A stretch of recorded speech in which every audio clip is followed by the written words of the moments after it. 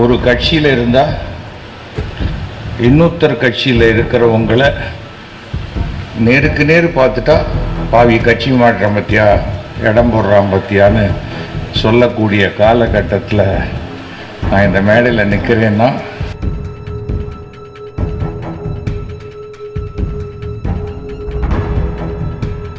அதுக்காக இல்லை அவர் பேசுறது எனக்கு பிடிக்காது, அந்த கருத்தை நான் ஏற்றுக்கலன்னு விட்டுரு, ஃப்ரெண்டாக இருந்துட்டு போ, அவ்வளோதான். நான் இன்றைக்கும் நான் ஃபுல் வெஜிடேரியனோட என்னால் முனியாண்டி விலாஸில் உட்காந்து வெஜிடேரியன் சாப்பிட முடியும். எனக்கு அதில் எனக்கு எந்த விதமான எதுவும் கிடையாது.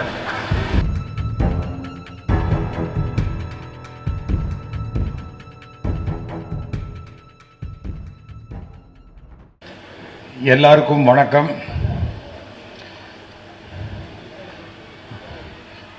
நான் எத்தனையோ மேடைகள் ஏறியிருக்கேன். இன்றைக்கு இது ஒரு வித்தியாசமான மேடை. அரசியலில் பொதுவாக தமிழ்நாட்டில் ஒரு கட்சியில் இருந்தால் இன்னொருத்தர் கட்சியில் இருக்கிறவங்களை நேருக்கு நேர் பார்த்துட்டா பாவி கட்சி மாற்றம் பற்றியா இடம் போடுறான் பற்றியான்னு சொல்லக்கூடிய காலகட்டத்தில் நான் இந்த மேடையில் நிற்கிறேன்னா அதுக்கு காரணம் ஆரம்பத்திலேருந்தே நான் விசுவாசி அல்ல, நான் ஒரு நேர்மையானவன், அவ்வளோதான். எனக்கு வாழ்க்கையில் நட்பு தான் முக்கியம். ஃப்ரெண்ட்ஷிப்பு, நட்பு, பழக்க வழக்கங்கள் அதுதான் முக்கியம். கட்சி இருக்கும்.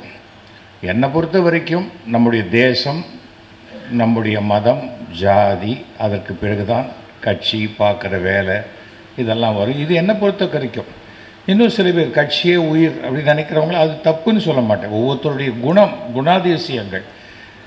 எனக்கு நம்முடைய மாவட்ட செயலாளர், அதே சமயத்தில் மயிலை தொகுதி எம்எல்ஏ வேலு, எனக்கு அவர் ஃப்ளெக்ஸ் வேலுவாக தெரியும். அதுக்கு பிறகு குறைச்சிக்கணும்பா, அவர் எனக்கு ஃப்ளெக்ஸ் வேலுவாக தெரியும்.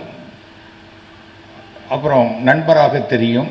நான் எம்எல்ஏ ஆகும்போது எனக்கு எதிராக வேலை செய்தவராக தெரியும். ஏன்னா அவர் வேறு கட்சி இல்லையா, அதுக்கு நம்ம வருத்தப்படக்கூடாது. நீ எனக்கு எதிராக வேலை செஞ்சே இல்லை, அந்த மாதிரியான விரோத மனப்பான்மையோ இதை வச்சுக்கிட்டு இருந்தால் நம்ம வாழ்க்கையில் யாரோடையுமே பழக முடியாது.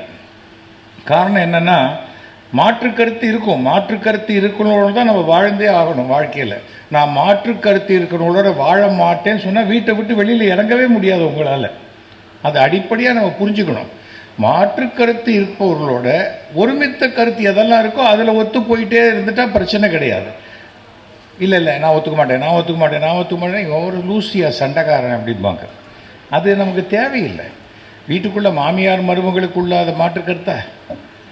கலைஞர் வீட்டுக்கு நான் போயிட்டு பேசிட்டு வருவேன். கீழே கத்துவான், டே என்ன நான் பாட்டு கட்சிக்காரன் பார்க்க முடியாத உட்காந்துக்கிறேன், நீ போகிற பொசுக்குன்னு பார்க்குற, உட்கார்ற, 2 மணி நேரம் கழிச்சு வர அப்படிம்பா. எப்போ நான் அவர் வீட்டுக்கு போனாலும் ஒன்று முதல்ல கூப்பிட்டுருவார், இல்லைன்னா கடைசியில் கூப்பிடுவார், நடுவில் கூப்பிட மாட்டார். ஏனென்றால் அதுக்கு உண்டான இந்த டைம் அது கொடுப்பார். ஆனால் மாற்றுக்கருத்து நிறைய இருந்தது. நீங்கள் பார்த்துருப்பீங்க, கலைஞர் யாரையாவது ஒரு வார்த்தை அவர் நேரடியாக அவர் எழுதிட்டார்னா அவன் அரசியலில் உயர்ந்து விட்டான் என்று அர்த்தம். இல்லைன்னா அவர் பதிலே சொல்ல மாட்டார். யார் வேணால் பேசிக்கங்கன்னு விடுவாரே தவிர பேச மாட்டார். இப்போ மேடையில் திண்டுக்கல் லியோனியும் நானும் ரொம்ப நாளாக போராட்டக்காரர்கள்.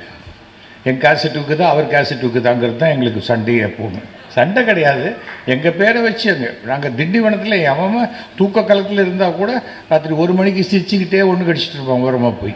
ஏன்னா அவர் போட்டிருப்பார், பழைய கணவனா புது கணவனா, பழைய வீடா புது வீடா அப்படிங்கிற மாதிரி அவர் தலைப்பு பட்டிமன்றம். நம்மளது ட்ராமா எல்லாம் ஆக மொத்தம் எல்லாமே 1 ஹவர். ஸோ அதுலேருந்து எனக்கு என்ன பெருமை என்றால், திண்டுக்கல் லியோனியை முதல்ல அமெரிக்காவுக்கு அழைத்து சென்றவன் நான். அது நான் தான் என்ன சும்மா கூப்பிட்டு போனேன். டிக்கெட்லாம் வேறு ஒருத்தர் தான் போட்டாங்க. அது அமெரிக்காவில் இருக்கக்கூடிய அங்கே தமிழ் மாநாடு, அந்த தமிழ் மாநாட்டில் ஒரு மீட்டிங் தான் பேசினார். அதுக்கு பிறகு அத்தனை மீட்டிங் ஃபிக்ஸ் ஆகிடுச்சு அவருக்கு. ஏனென்றால் அந்த இன்டர்நெட் ஸோ நீ ஃபிக்ஸ் பண்ணியா, நீ ஃபிக்ஸ் பண்ணி நீங்கள் கடைசியில் ஒரு சுற்றி கித்தி பார்க்கணுங்கிற கேப்பெல்லாம் பேசும்போதே அப்படியே பார்க்க முடியாயிடுச்சு. ஏன்னா அந்த மாதிரி ஒரு டூர் பண்ணார். அது என்னன்னா முதல்ல ஒரு அறிமுகம், அதற்கு பிறகு தன் திறமையினால் வளர்ந்தவர் அவர். அதுக்காக இல்லை அவர் பேசுறது எனக்கு பிடிக்காது, அந்த கருத்தை ஏற்றுக்கலன்னா விட்டுரு, ஃப்ரெண்டாக இருந்துட்டு போ, அவ்வளோதான். நான் இன்றைக்கும் நான் ஃபுல் வெஜிடேரியனோடு என்னால் முனியாண்டி விலாஸில் உட்காந்து வெஜிடேரியன் சாப்பிட முடியும். எனக்கு அதில் எனக்கு எந்த விதமான எதுவும் கிடையாது. நான் என் தட்டில் இருக்கிறது சாப்பிட போகிறேன், அவங்க தட்டில் இருக்கிறது சாப்பிட போகிறேன். அதில் என்ன இருக்குது? இந்த மனோபாவம் இருந்தால் தான் தமிழ்நாட்டில் இப்போ கொஞ்சம் கொஞ்சமாக அரசியல்லையும் அது மாறிக்கிட்டு வருது. ரகசியமாக சந்திக்கிறதெல்லாம் தாண்டி ஒரு ஃப்ரெண்ட்ஷிப்பாக இருக்கிறதுல தப்பு இல்லை. ஏன்னா எனக்கு என் கொள்கை, உனக்கு உன் கொள்கை அப்படின்னு. எனக்கு கலைஞரை 1980 தெரியும். இங்கே நிறைய பேர் அதுக்கு முன்னாடி அப்புறம் தான் பிறந்திருப்பீங்க நினைக்கிறேன். 1980 முதல் சினிமா நடிக்கிறதுலேருந்து ராமநாராயணனுக்கு நான் ரொம்ப நெருங்கிய நண்பர். ஸோ ராமநாராயணன் எப்பவும் கலைஞரை கூப்பிட்டு தான் ஃபஸ்ட்டு ப்ரொஜெக்ஷன், ஃபஸ்ட் காப்பின்னு போடுவாங்க. அப்போல்லாம் சில சமயம் டபுள் பாசிட்டிவ் போட்டு காட்டுவாங்க. இவர் கரெக்ஷன் சொல்லுவார், என்ன இப்படி இருக்கக்கூடாது, அப்படி இருக்கலாம் அப்படிம்பார். உடனே அதை கரெக்ட் பண்ணி பண்ணுவார். அப்போது அதோடு இருந்து பார்க்கக்கூடிய பாக்கியம் எனக்கு கிடைச்சிருக்கு. எந்த ஒரு விஷயமா இருந்தாலும் பார்த்த உடனே ஒரு கரெக்ஷன் சொல்லக்கூடிய அளவுக்கு ஒரு நாலேஜ்னா மிக அசாத்தியமான ஒன்று. அரசியலில் மத்திய அரசு, மாநில அரசு, பஞ்சாயத்து அத்தனையிலையும் வெற்றி கொடி நாட்டிய ஒரு மிக பெரும் ராஜதந்திரி என்றால் அது கலைஞர். அதில் மாற்று கருத்தே கிடையாது.